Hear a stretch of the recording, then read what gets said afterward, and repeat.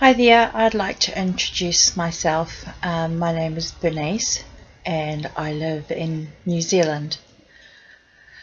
I have created this YouTube channel called the Memoirs of an M.E Goddess for a number of reasons. First one being to document and make sense of what this disease does to me on a personal level, for my family, what it means for future, also as a means of spreading the word about this awful disease. There will be my own video diary entries, research that I come across that I think will be helpful. My level of disability with this disease has me bedbound full-time, or if I do leave the house for a doctor's appointment or something, I have an electric wheelchair. My physical symptoms are associated around the malaise, which is the physical fatigue where lactic acid build-up, and it can start as soon as I stand up. I can get a massive full-body lactic acid build-up. I also have a lot of cognitive problems.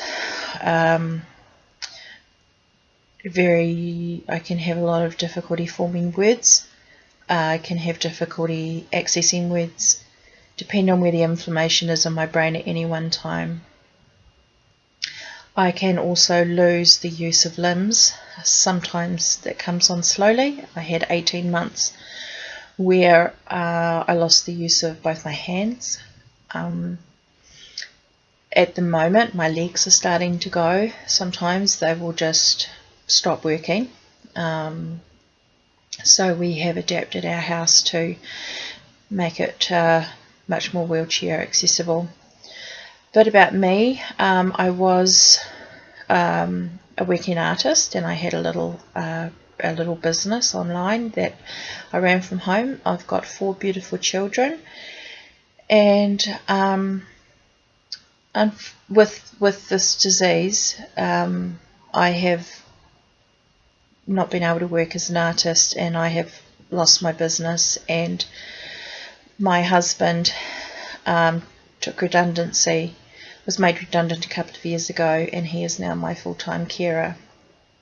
So our situation is that we are sustained on the disability benefit. So that has been an enormous adjustment for my whole family, to have gone from, what I would term a fairly normal existence to pretty much everything revolving around this illness.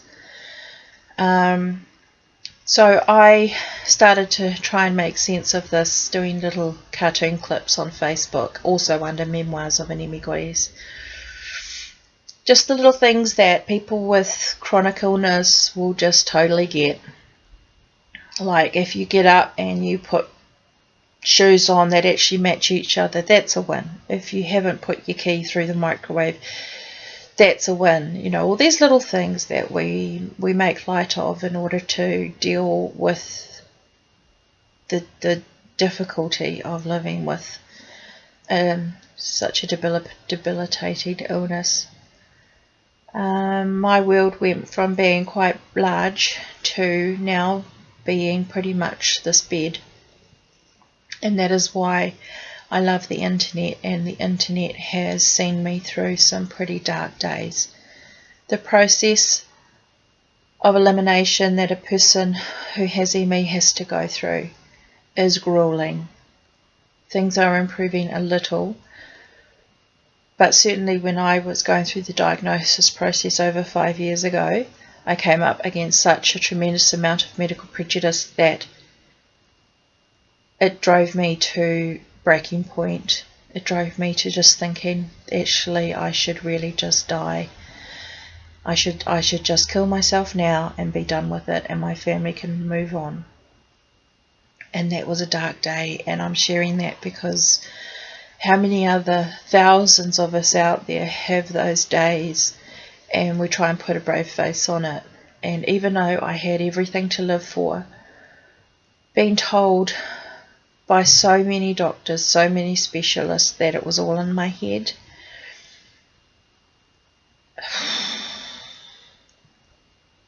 it broke me. It broke me into 1,000 little pieces. And there are so many people out there. Just last week,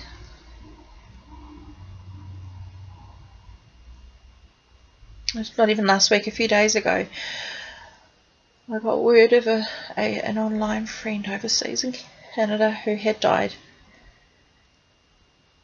He had died of his heart, but then a couple of weeks before that, there were 2 friends who committed suicide from this disease because they just could not go on with the way they were being perceived by doctors and also by people around them, who just, because the doctor says there's nothing wrong with you, then obviously there must be nothing wrong with you, and so the people around them say, well, look, the doctor says there's nothing wrong with you, so just get on with it. So they did, and they killed themselves. And it can't be underestimated how isolating this disease is. First of all, because the research is only just now catching up, and the research now is saying that ME does fall under the category of a proper disease, not just a syndrome, which is a collection of ailments, of symptoms.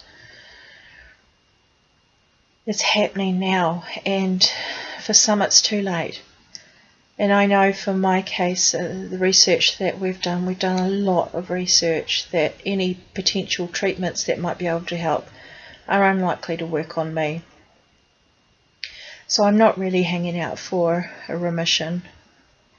I've had chronic fatigue syndrome for 8 years when I was younger, and then I had a semi-remission, which was pretty good, and then 5 years ago I came down with full-blown ME, and it's just deteriorated since then. It's just a slow deterioration. So, I mean, I can get more into this in another video, but you get the idea that I want to spread the word. I want to tell my story. I want to tell my family's story. I want to tell people out there who, even if you're not sure if someone's sick and it might be in their head or not, it doesn't matter to them. They need you. I had 2 years where I couldn't talk on the telephone because my brain could only retrieve words if I saw the person. For 2 years I couldn't speak to my family on the phone, and it was, oh my God, that was the loneliest, hardest time, because everyone I needed was gone. They were in this place of this all just being too much. Or, I don't know, maybe they thought it was in my head too.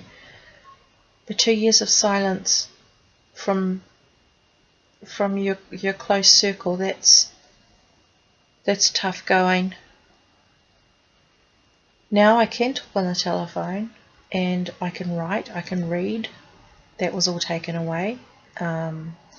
That's come back. My body's packed up a bit more. So things move around a lot with this disease. Everybody's symptoms are different and unique to them.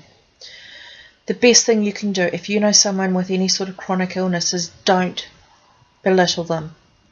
Even if you might not believe it, they believe it, and they are feeling it, and they are going through it every day. And you don't have to have any answers. You don't have to have any treatment options. You don't have to have anything. You just need to be there. Just say, I'm here, and listen.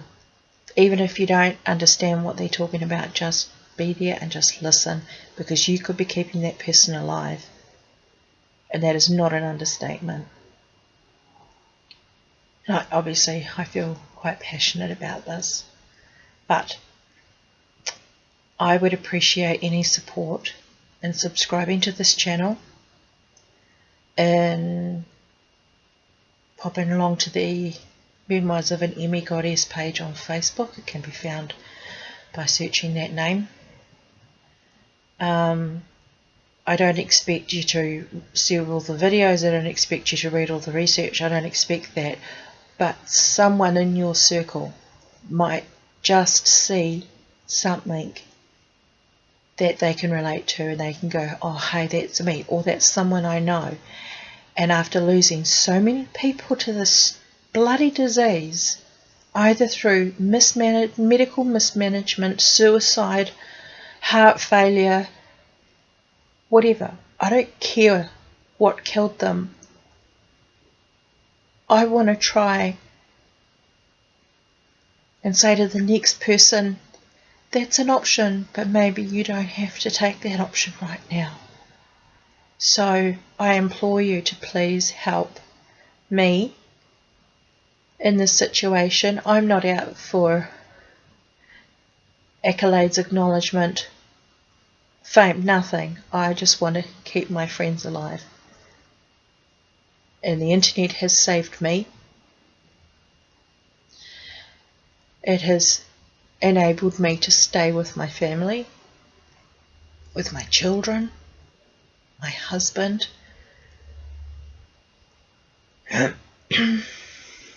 So please, I ask you to please spread the word, spread the YouTube channel, subscribe, share it, whatever you want to do, whatever feels right, because there might just be someone that you know that needs to know they're not alone. Anyway, I'll stop lecturing now. Sorry, it's my soapbox.